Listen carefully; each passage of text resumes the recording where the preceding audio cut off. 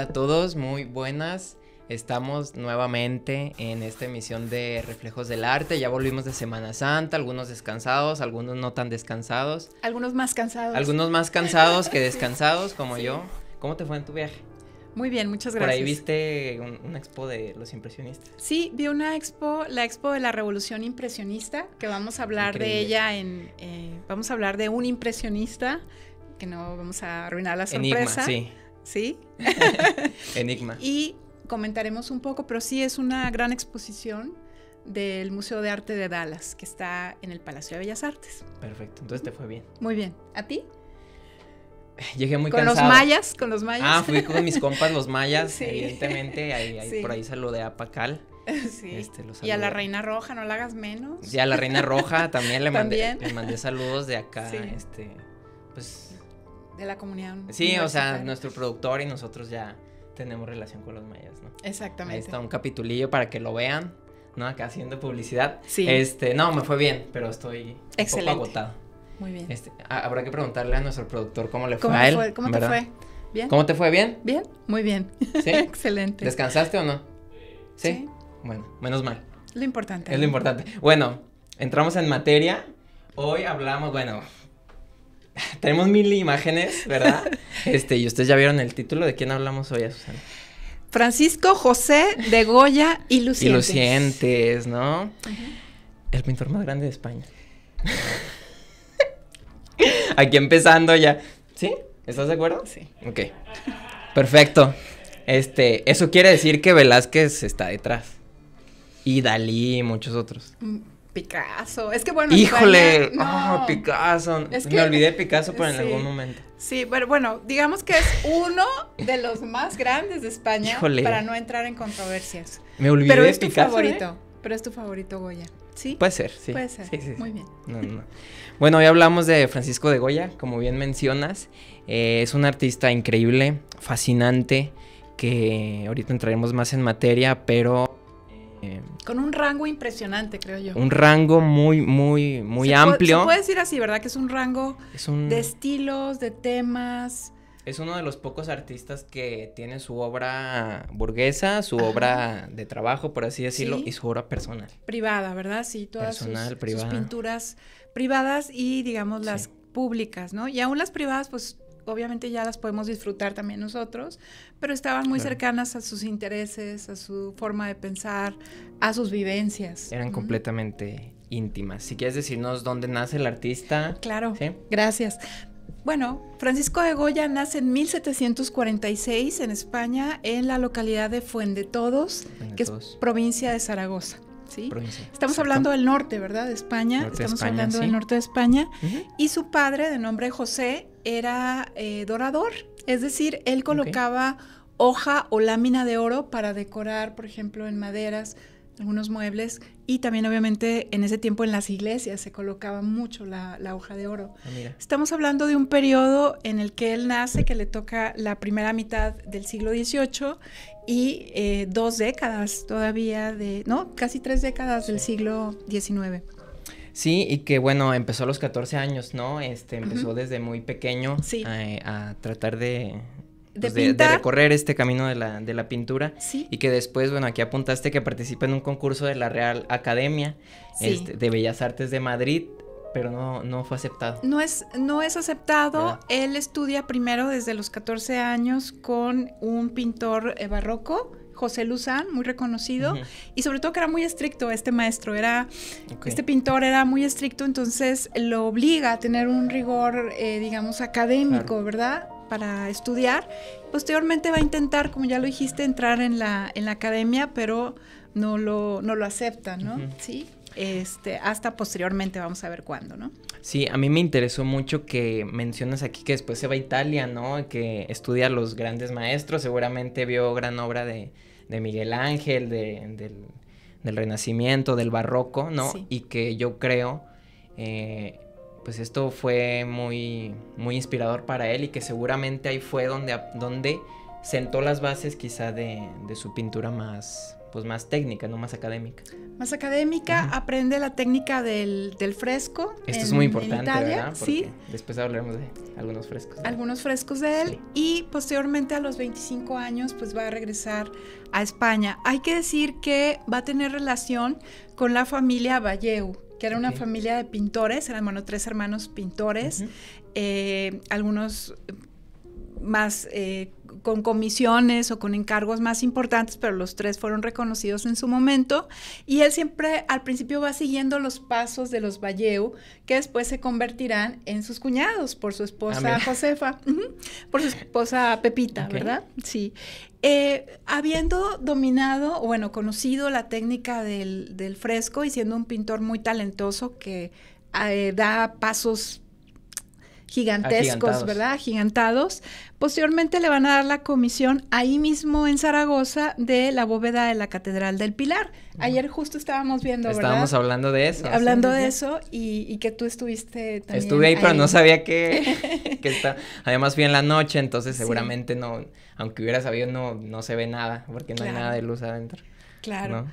Y pero qué interesante que pues gran parte de, hay museos de Goya, de los caprichos, que ahorita hablaremos de ellos, sí, pues que él frecuentaba mucho Zaragoza, ¿no? Sí, él finalmente pues es su lugar de origen, y bueno, ahí va a tener este encargo de pintar la bóveda de la Catedral del Pilar, que ahí se puede observar. Exacto, vemos que el pintor ahorita veremos su arte más moderno, pero él empieza incluso un estilo barroco, ¿no? Un poco clásico, ¿no? Sí. Él así va empezando poco a poco, ¿no? Exactamente. Luego hay que hablar de un periodo importante en su vida, que va a trabajar para la Real Fábrica de Tapices de Santa Bárbara. Qué interesante. Sí, esta fábrica de tapices, estamos hablando de un tiempo que es el tiempo de la Ilustración, el cual también se va a caracterizar por tener un salto, digamos, en la parte económica, ¿verdad? Entonces, había familias o había personas que podían tener muy decorados sus hogares o sus casas o sus palacetes, en fin. Y más los burgueses, los palacios, ¿no? Y más los palacios, no más la realeza. Entonces, esta fábrica de Santa Bárbara tiene 300 años y aún continúa sigue activa, ¿verdad? Oye, pues habrá que a ver si nos presta Ibero Radio algo para comprar algo y traerlo acá, ¿no? Pues unos 10,000 euros así para un tapiz No es broma, ¿no? Sí, carísimo, ¿no? Sí. Carísimo. Decir que los diseños los han hecho artistas españoles, bueno, obviamente hablamos de Goya, pero también después Picasso, Dalí y actualmente pintores contemporáneos que hacen lo que se conoce como los cartones, en los cuales se va a basar para después con los telares van a hacer estos tapices. Y bueno, él va a estar durante 17 años, de 1775 a 1792, y entra ahí por recomendación de un pintor que era el pintor Anton Rafael Mengs, que era un pintor que fue pintor de cámara del rey, ¿verdad? Y que, bueno, él va a ser como muy generoso con Goya, va a ver su talento y va a ser como una especie de padrino también, junto con los Valleu, que eran pues de su familia. Sí, que recibió por ahí el apoyo, ¿no? El apoyo. Exactamente, y como dices, estos pinturas que después harían tapices son escenas costumbristas, populares, ¿no? Y que incluso, bueno, aquí por ejemplo traemos un ejemplo, valga la redundancia, ¿no? No sé si se alcance a ver, pero es la del quitasol. Exactamente, sí, es el mismo, ¿verdad? El quitasol de 1777. Sí. Que no sé cómo lo veas tú, pero yo incluso los colores, bueno, lo hablábamos también ayer, son muy rococó, ¿no? Exacto. Vamos a ver cómo Goya va a pasar por diferentes estilos, y el rococó en esta época, pues eran estos colores como sublimes, ¿verdad? Como unos colores, se veían como unos colores hermosos, como unos colores que elevaban tu espíritu, que te hacían gozar, que te hacían ser muy feliz, ¿no? Mucha tranquilidad, pero que pues no es algo real. O sea, al fin de cuentas es algo idealista. Es algo que está idealizado y que representan, en este caso, que estamos viendo la pintura del quitasol, a los personajes del Majo y la Maja españoles, los personajes emblemáticos. También va a haber tapices donde se ven los paisajes, ¿verdad? El campo español. Pero es así como las películas luego de la época dorada del cine mexicano, ¿no? Que te representaban al Porfiriato así como una ensoñación o como algo muy bonito. Yo creo que también pasaba con esto, ¿no? Sí, Representaban ¿verdad? una España, pues una España llena de orgullo, ¿no? Una España de estos personajes que se vestían, que se arreglaban, que se veían guapos, que pues Claro. eran como la quinta esencia de lo español. Sí, muy español. Muy Muy español, españoles. Goya a Muy su inicio españoles. y Ajá. después un revolucionario, ¿no? Después Totalmente. un revolucionario. Vemos otra de las... Traemos otra, sí. ¿La quieres comentar? Sí. Los cómicos ambulantes, bueno, a mí me llama mucho la atención los colores que usan, ¿no? Los azules nuevamente, ¿no? Los rojos por ahí y que siempre son figuras, si te fijas son... Por ahí hay una, no recuerdo exactamente el nombre, pero está en el Museo del Prado también, que es una como que están bailando y están tomados de la mano. Sí, como una ronda, ¿verdad? Como una Sí, ronda, una especie fíjate de que esas ronda. figuras las repite mucho, a mí Sí. me recuerdo esa imagen, ¿no? Cuando veo esto. Aquí están los saltimbanquis o los cómicos ambulantes que van de un pueblo al otro y que llevan algo de alegría a la población. Sí, y que los rostros, he de decir que yo veo ahí los mismos rostros que después veremos en sus pinturas más oscuras, por así decirlo. Exactamente. Son los mismos rostros, pero hay esta distintos. continuidad. Exactamente. Sí, los cómicos ambulantes del Museo del Prado. Del Museo del Prado. También fue uno de los cartones que hizo para la Real Fábrica de Tapices de Santa Bárbara. De acuerdo. Ahora vamos con la Real Academia otra vez de Bellas Artes. Ya fuimos en este viaje en el que Goya se fue a Italia, regresó, entró a los tapices. 17 años, ni más ni menos. Es un Goya mucho mejor preparado. Sí, ¿no? es un Goya ya que tiene un dominio, ¿verdad? De la pintura, de los frescos, y también hay que decir que trata otra vez, una vez más, así como lo hizo más joven, de entrar a la Real Academia de Bellas Artes de San Fernando, que estaba en Madrid. Y bueno, ¿qué fue lo que pasó? Que su especie de protector y de maestro, que fue Mengs, muere, y entonces se abre una posición, digamos, una especie de... queda vacante ahí un puesto en la academia.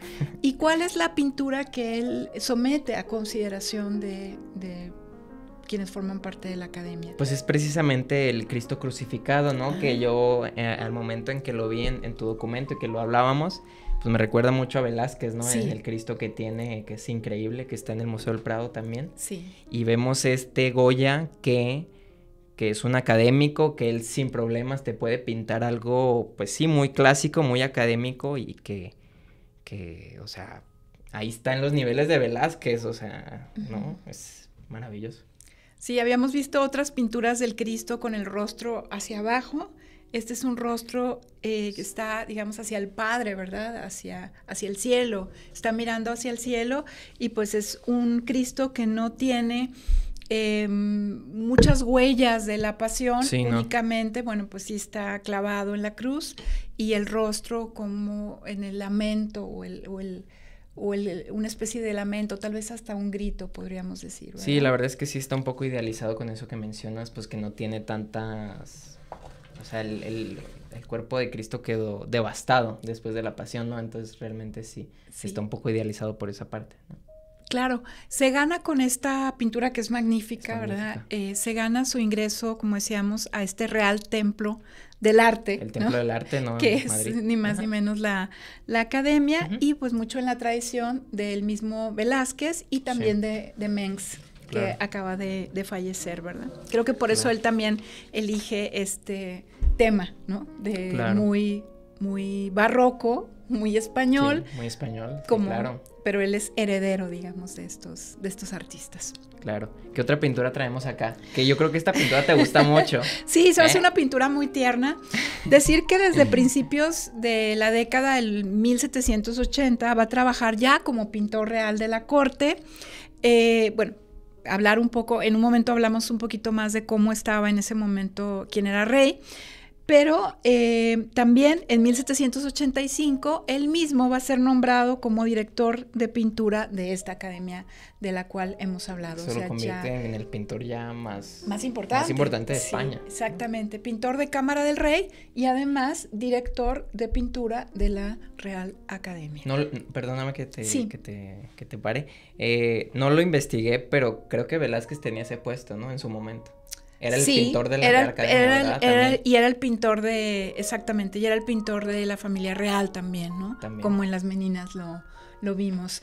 Ahí va, no la pusimos aquí, pero va a aparecer una pintura de la familia del rey de Carlos IV, donde sale la familia de Carlos IV y también al fondo aparece Goya, igual que en Las Meninas, Velázquez aparece poquito al fondo. Habrá que verlo porque yo no sé cuál es esa pintura. Vamos a ver esa voy pintura. A ver cuando salga el programa voy a verlo y espero ver la pintura ahí. Sí, claro que para sí. verla. Y nos damos cuenta de que también se dice, ¿verdad?, quienes analizan a fondo estas pinturas, que de pronto había algún tipo de crítica velada o de burla cuando estos pintores pintaban a la familia del rey, ¿verdad? Estos artistas pintaban a la familia del rey y ahí se veía si la señora estaba en el centro, ¿no? La reina, un poquito más en el centro, ¿por qué?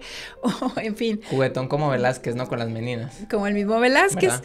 Y bueno, se vuelve un retratista muy importante y aquí tenemos un retrato de un niño, que es el niño don Manuel Osorio de Moscoso y Manrique de Zúñiga, ¿no? Es un niño que viene vestido de un trajecito rojo, un rojo muy vibrante. Un rojo muy vivo. ¿Y qué elementos podemos ver ahí, Cristian? Bueno, aquí mencionabas que hay un pájaro por ahí abajo. Una urraca. Exactamente. Ajá.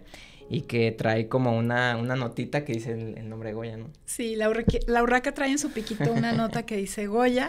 Es como firmar la obra, ¿no? Un poco. También, quizá. Sí, exactamente, sí. Fíjense que bueno, es que ya va a ser adelantarme, pero hay un cuadro de una señora muy famosa que ahorita vamos a hablar de ella, que la pintó varias veces, y por ejemplo, en la arena, digamos, dice Goya también, ¿no? Dice Goya, sí. Okay. Entonces, bueno, lo veremos ahí. También lo vamos a ver, ¿sí? Este cuadro de este niño, aparece con sus mascotas, que es como decíamos, la urraca, los gatitos, y no lo está representando como un adulto enanito, ¿no? O pequeño, sino lo está representando como la esencia del niño. Un niño con una inocencia. Muy tierno. Un niño muy tierno. Y quizá es porque Goya tuvo 5 hijos y 4 de ellos mueren siendo infantes.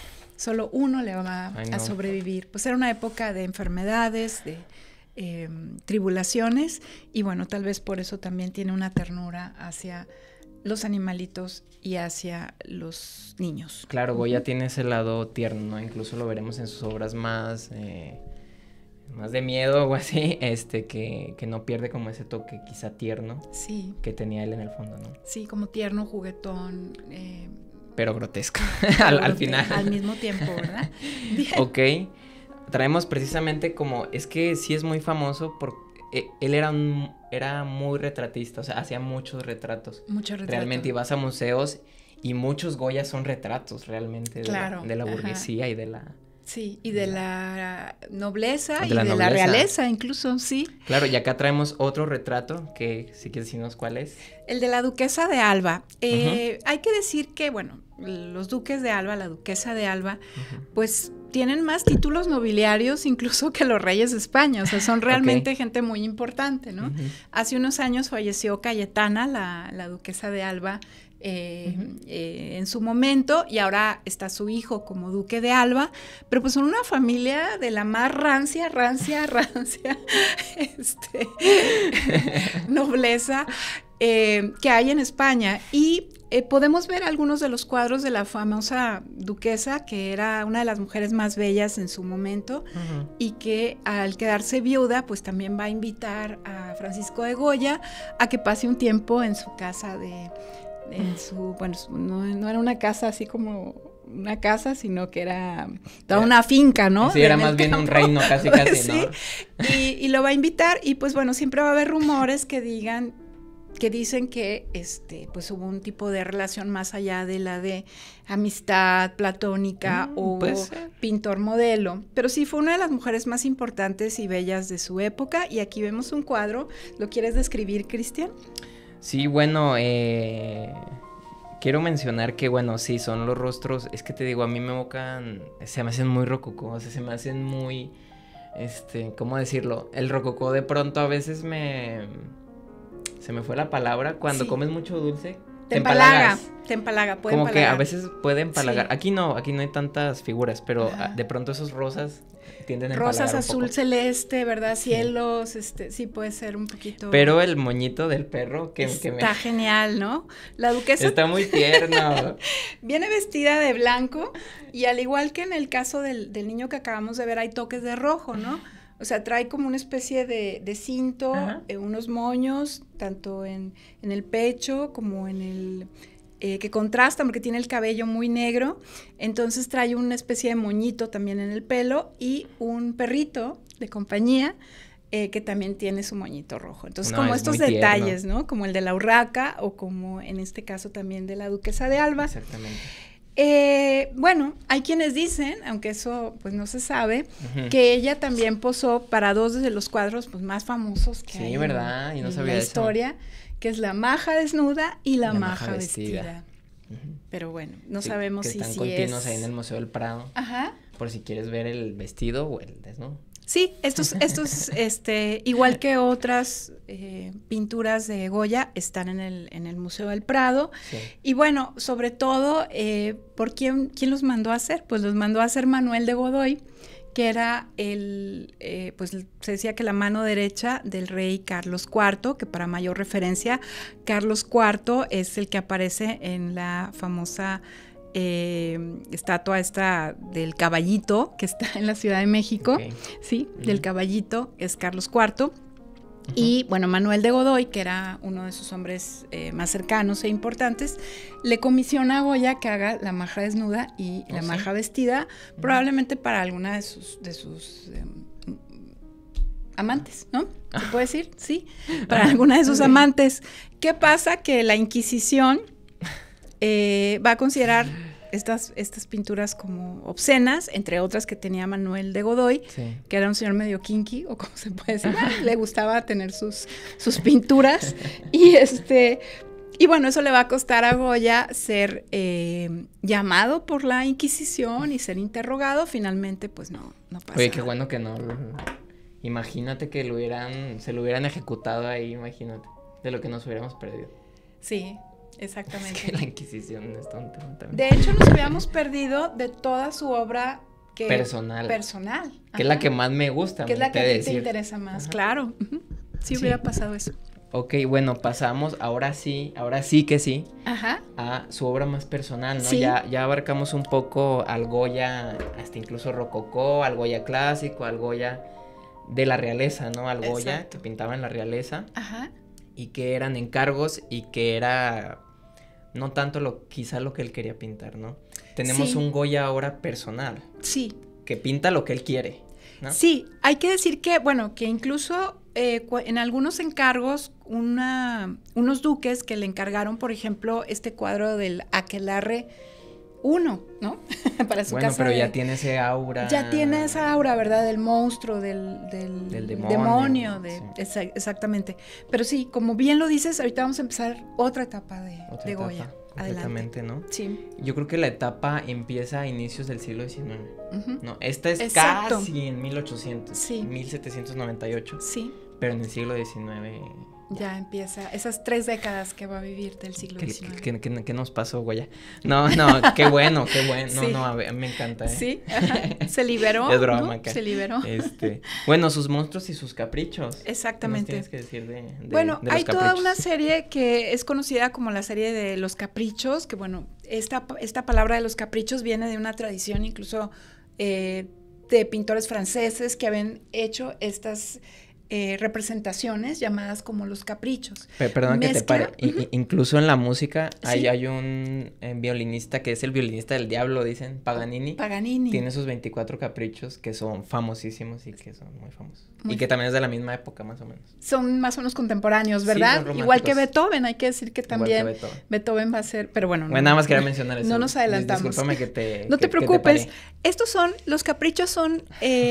grabados o litografías, que hay que decir que a partir de aquí, bueno, también va a trabajar mucho la litografía Goya, y son 80 grabados o litografías conocidas como los caprichos, justo los hace al finalizar. Y que son cositas así. Son pequeñitos, ¿verdad? Los hace al finalizar el siglo XVIII, como bien lo comentabas, y mezclan lo grotesco con escenas, digamos, más realistas, con escenas de fantasía, un poco la sátira, y también se burla de, pues, de la realidad, de la iglesia, de la sociedad, de los políticos y, en fin, hace toda esta serie de litografías. Y bueno, hay que decir que vamos a ver la portada, o la que él pensó como la portada de esta serie de caprichos, ¿no? Que es la más famosa, que se llama El sueño de la razón produce monstruos, ¿no? ¿Qué es lo que vemos en esta litografía, Cristian? Sí, bueno, vemos a alguien que está como dormido, ¿no? Y pareciera que todo su alrededor, esos animales, pareciera que los está soñando, ¿no? Que está como que dentro de un sueño. Sí. Hasta simbolista, más o menos. Exacto. Puede ser hasta una pesadilla, ¿verdad? O sea, es más bien como representar más que el sueño, la pesadilla. Exacto. Tal vez el personaje pueda ser el mismo Goya. Y aparecen las lechuzas, aparecen gatos, que muchas veces se han asociado con este mundo de estas presencias malignas, ¿no? No, claro. Sí. Y si vemos en diferentes caprichos, ojalá vayan saliendo uno que otro, porque son muchísimos. Son muchos. 80. Sí, a mí lo que más me impacta quizá a veces son los rostros que él pinta, que son muy expresivos, que veremos después en su obra final. En su obra. Y tiene además del miedo, además del horror, también tiene esta mirada muy irónica, ¿no? Sí, de la realidad, claro. Y burlona. O como hacer una crítica social también a estos personajes que él sentía que se estaban aprovechando, que se salían con la suya, que explotaban a otros. Entonces hasta una mirada crítica y social también tienen algunos de los caprichos. Pasamos a la guerra. A la guerra. Temas de la guerra que mencionábamos, que muchos artistas están, pues están muy...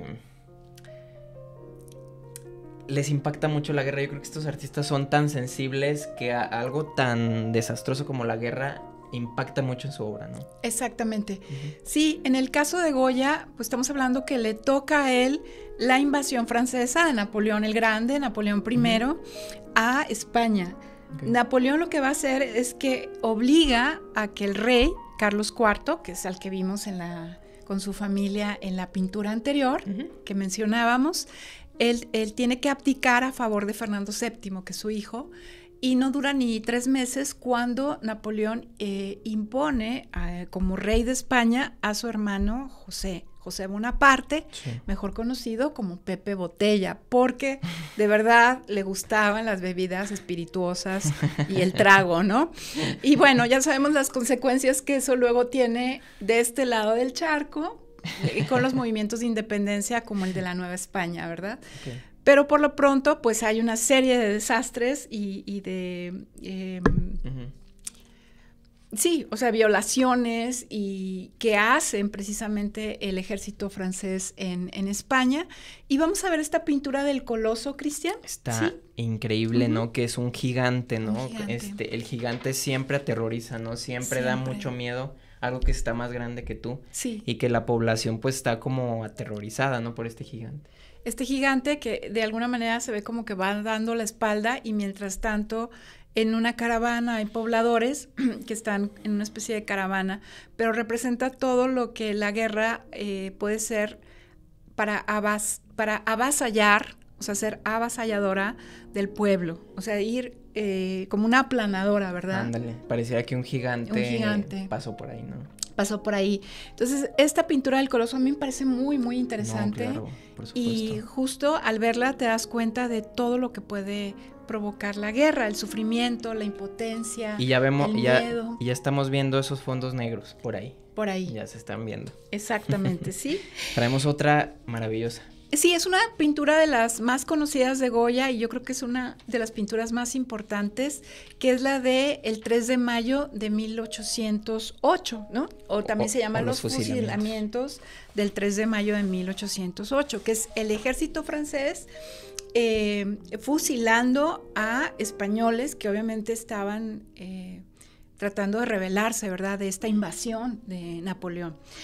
Y bueno, esta pintura es bien interesante, aquí la estamos viendo, porque aparecen como una especie de máquinas para matar los soldados franceses, muy impersonal la manera como están acomodados matando, y aparece un hombre a punto de ser fusilado con los brazos arriba, ¿verdad? Muy dramático eso. Muy dramático su rostro y sobre todo la luz se va a concentrar en la camisa blanca. Cierto. De la persona, ¿no? Cierto.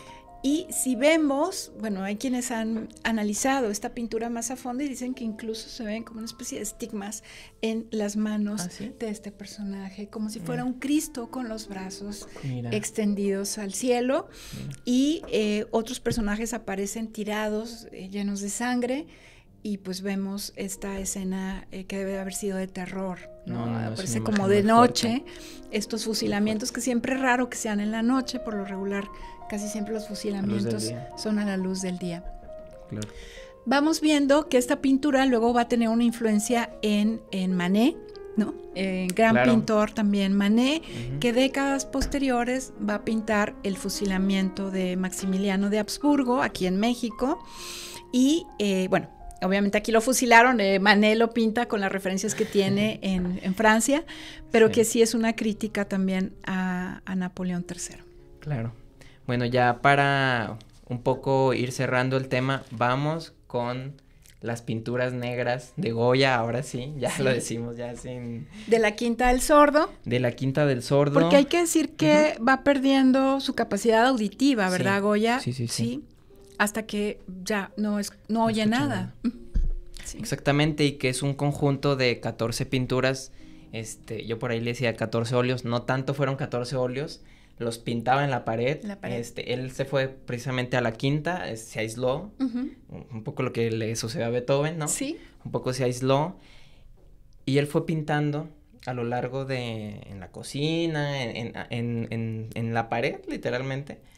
Empezó a pintar estas pinturas negras, y no sé cómo lo veas tú, pero a mí me parece...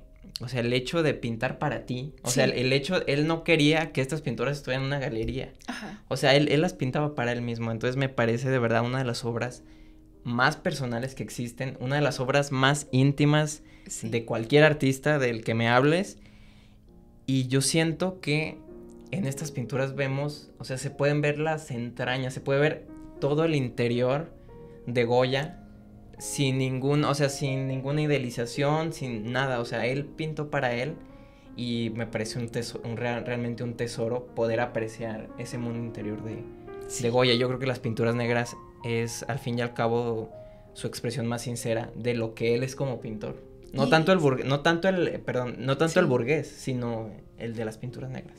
El de las pinturas negras. No sé cómo lo veas tú. Sí, creo que todavía estas pinturas logran movernos, logran provocarnos ese horror o ese miedo, esa humanidad también, porque aunque vemos a Saturno devorando a su hijo como una especie de criatura, tiene una humanidad, ¿no? En sus ojos, en su rostro. Estas pinturas negras, como dices, son sobre todo, obviamente por las tonalidades, pero también sobre todo por los temas y por lo que te transmite. Claro. Cómo te cautiva, ¿no? Cómo no puedes dejar de ver estas pinturas. Exacto. Bueno, hay también la del tío Paquete, ¿no? Que bueno, era un tío Paco que le decían Paquete, obviamente, era por eso, por Paco, por Francisco, pero que es como un ciego, ¿verdad? Que aparece viendo al cielo con una risa, no sé, es como...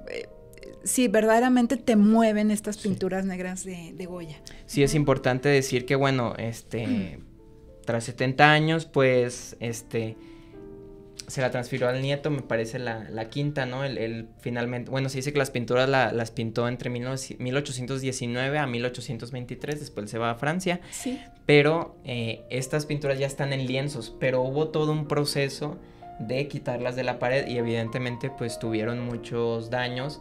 Si me lo preguntas a mí, yo hubiera preferido que se quedaran ahí, porque me parece que, imagínate lo que sería entrar a la Quinta del Sordo, estar donde Goya pintó eso, donde Goya se lo imaginó, donde Goya lo concebió, y yo haría el esfuerzo a ir a la Quinta del Sordo, donde sea que estuviera en España, no sé dónde está exactamente, pero yo haría el esfuerzo. Ajá.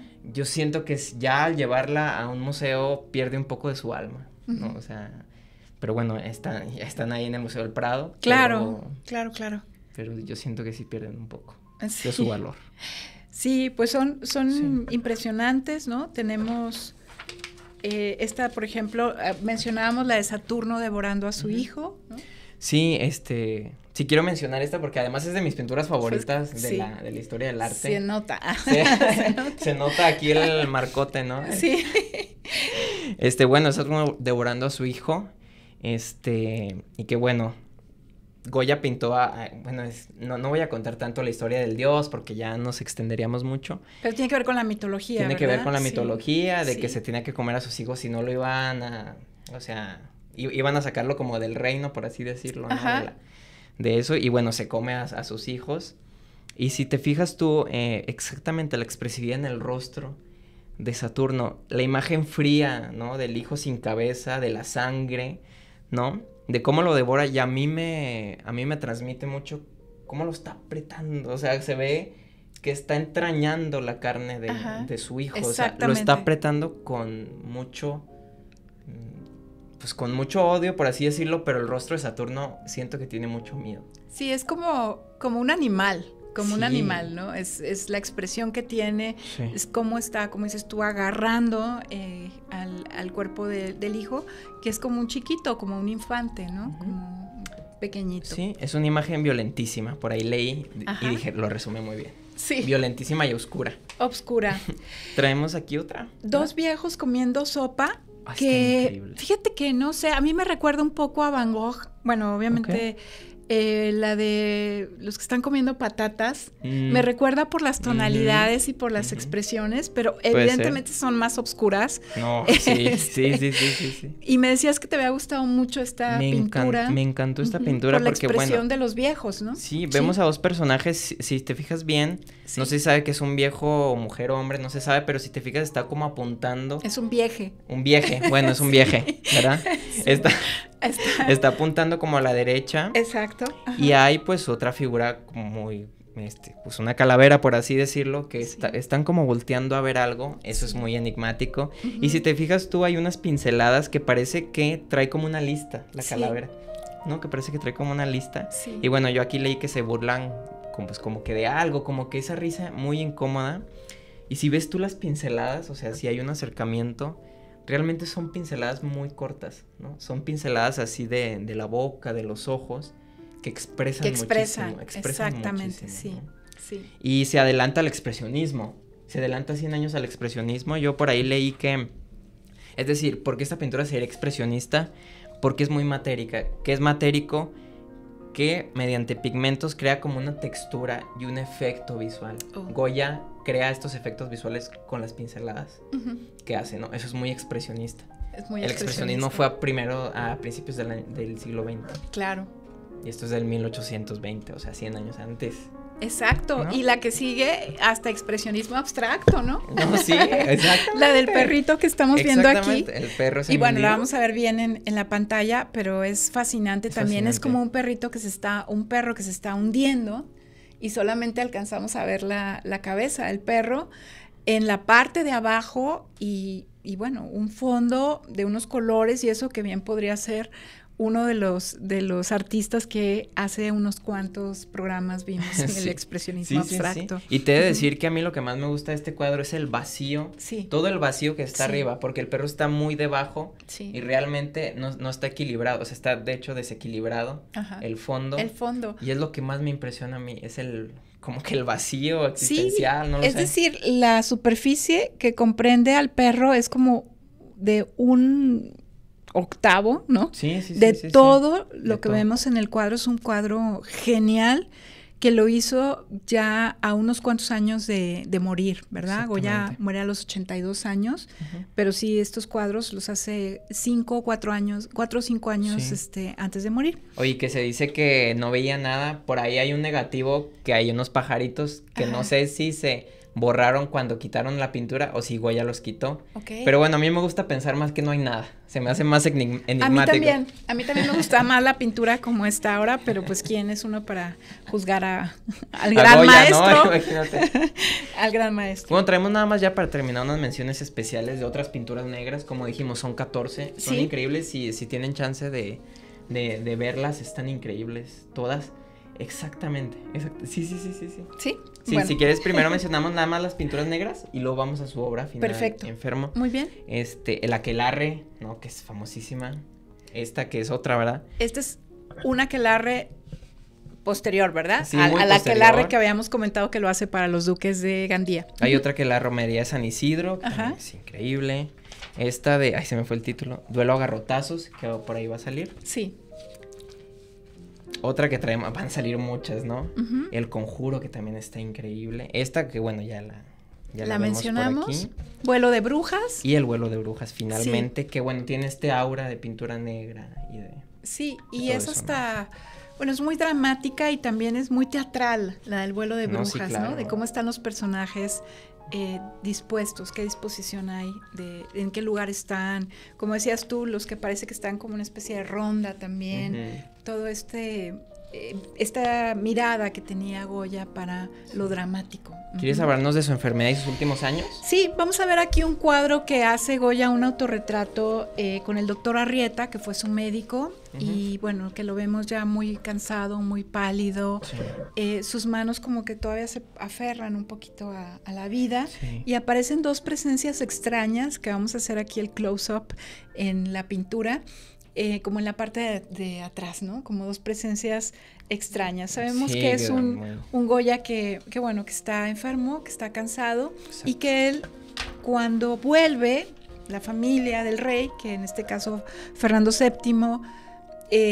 regresa, luego los liberales lo aprenden, luego vuelve a regresar y se esperaba de él algunos cambios a nivel social, político, y finalmente, ¿no? Él vuelve, digamos que restaura la Inquisición, y es cuando Goya dice, pues ya tuve suficiente, ya me voy. Y se autoexilia a Burdeos, a Francia. Okay. En Francia va a ser una serie de pinturas que tienen que ver con toreros, con la tauromaquia, que ustedes saben que es algo muy español y que a él le fascinaba. E incluso vamos a ver aquí una que hace con el matador Mariano Ceballos, claro. Que bueno, a él tenía era un torero mestizo, que tal vez era peruano o argentino, y bueno, pues vemos estas litografías también geniales de Goya. Sí, que forma parte de sus obras finales, ¿no? De su obra ya tardía, de su obra final, lo mismo que este cuadro que vamos a ver, que es el de la lechera de Burdeos, lo hace un año antes de morir, y bueno, pues es también una expresión muy linda, la de la mujer, ¿no? Goya también un hombre enamorado, ¿verdad? De las mujeres, y sobre todo, pues, hace este cuadro, ¿no? Él le deja su finca del sordo, ¿no? A su nieto, a Mariano, y bueno, y se va. Y se va. Y como aquí mencionabas ya nada más para terminar, que le escribe, ¿no? Que le gustaría verlo pronto. Sí. Que así su felicidad sería completa. Sí. Y que al día siguiente muere. Ya no alcanza a verlo. Tenemos una cita de Baudelaire, de este gran escritor y poeta. ¿Podemos leerla rápidamente? Adelante. Sí. Dice...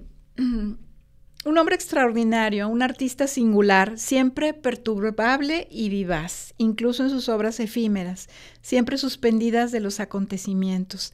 Y de los caprichos, Baudelaire va a decir que es una obra maravillosa que reúne la sátira jovial de Cervantes con un espíritu mucho más moderno, que es el espíritu de Goya, ¿no? Qué increíble. Increíble. Sí, ¿qué dirías, qué concluirías ya de Francisco de Goya? Yo creo que, bueno, pasó por muchos estilos, decíamos, heredero del barroco, pero el neoclásico, pero el rococó, y el romanticismo, el realista, también. El romanticismo, por supuesto. Fue un gran artista, un gran pintor, que fue quien llevó a sus obras lo que estaba pasando en el momento, desde estos paisajes bucólicos y los personajes como la maja y el majo, hasta la familia del rey, hasta los horrores de la guerra, porque hay muchas pinturas y obra de Goya que habla de la guerra, además de los fusilamientos del 3 de mayo, y aparecen colgados en los árboles, mujeres que sufren violaciones y vejaciones, etcétera. Pero sobre todo fue un pintor muy honesto, yo me quedo con esa palabra, muy honesto. No, me parece un pintor increíble, a mí me encanta, me fascina, o sea, su obra personal más que nada, siento que lo lleva a otro nivel. Velázquez se quedó en la burguesía, Goya no, Goya lo llevó a otro nivel. Goya era un entregado a su trabajo, sí. Goya era un entregado a la pintura, sí. O sea, él amaba la pintura, él y en su momento más complicado de su sordera, él se expresó mediante el arte y tenemos estas pinturas negras que yo creo que es un regalo para nosotros. Claro. De este gran artista, de ver pues lo que él sentía, lo que él estaba viviendo en ese momento. Claro. No, y me parece, lo voy a mencionar otra vez, yo creo que es el pintor más grande de España, ¿no? Por ahí, no sé, voy a pensarlo bien si Picasso por ahí está también, ¿no? Pero Goya es fantástico. Claro, no, Goya, un gran pintor, más o menos su obra está comprendida por 2,000 obras y 1,000 pertenecen a la colección del Museo del Prado. Sí, entonces, pues invitarlos a que veamos más Goya, a que disfrutemos y como decíamos, este gran hombre, este gran artista que sufrió de sordera, que sufrió también su visión, pero que nos comunicó de manera potente, vibrante, honesta y desde la belleza más sublime hasta el horror lo comunicó de una manera magistral. Y sus desgracias las sublimó. Exactamente. ¿No? Gracias a Francisco de Goya. Sí, y gracias a ti por proponer el tema. Sí, gracias a Francisco de Goya. Exactamente, me gustaría terminar así. Gracias, Goya. Gracias por tu obra. Y a ustedes por vernos, queridos reflejantes. Los queremos y los queremos mucho. Nos vemos la próxima semana. Hasta pronto. Chao.